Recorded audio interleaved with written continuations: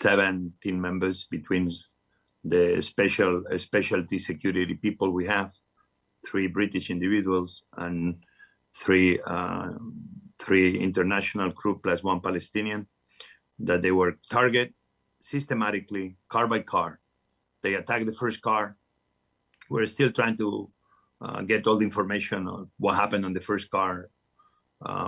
We have a feeling they were able to escape safely because it was an armored vehicle. They were able to move in the second one. Again, this one was hit. They were able to move in the third one. In the process, we know they were trying to call.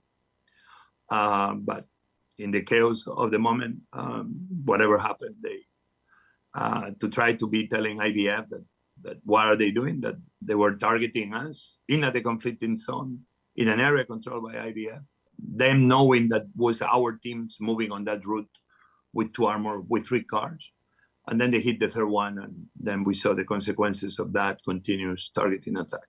7 people dead, but there are 7 on top of a list of more than another 190 humanitarian workers that they've been killed over the last 6 months. We understand how Chef Andres is feeling, right? He just lost members of his team, I'm sure, who felt like family to him as well.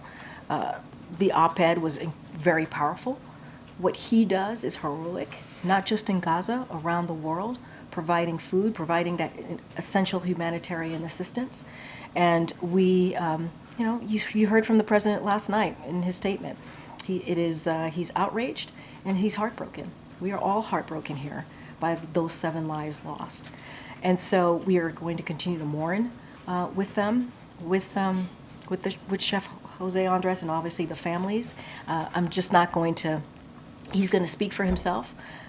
We are very clear about where we stand. I think the president's statement was incredibly powerful, impactful, and really truly lays out how he feels about the current situation. The dreadful events of the last 2 days are a moment when we should mourn the loss of these brave humanitarian workers, including the 3 British citizens that tragically were killed.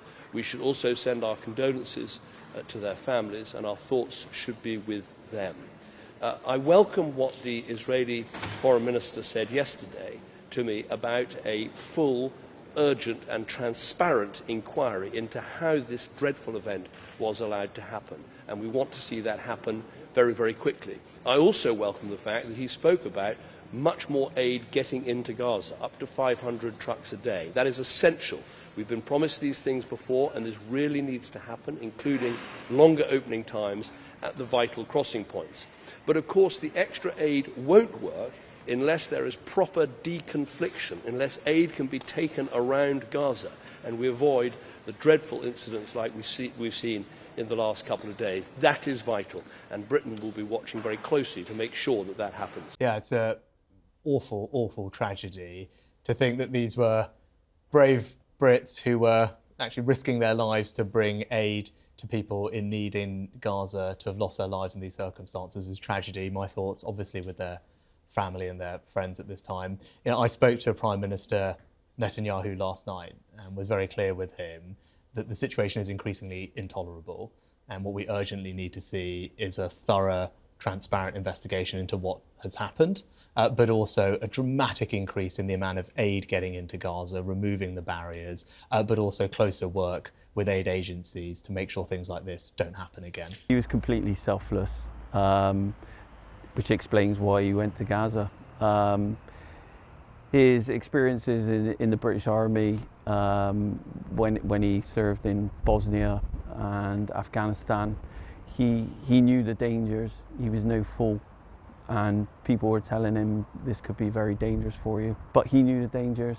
He was selfless in that regard, and he just wanted to help people. I don't really know how dangerous it was over there, but even if I did know, tell him, well, don't go. He's the type of character that's just he needed to do that. I'm a little bit angry in the response from the Israeli Prime Minister in what he said.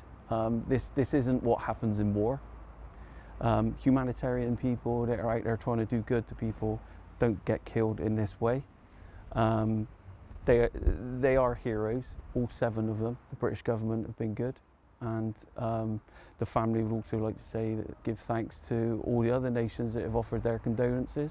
All valued team members to whom we were very close. Solace is very much a family. All former serving soldiers with long experience in the risk management industry, all highly trained, highly professional, and a truly tragic loss to both us and indeed their loved ones.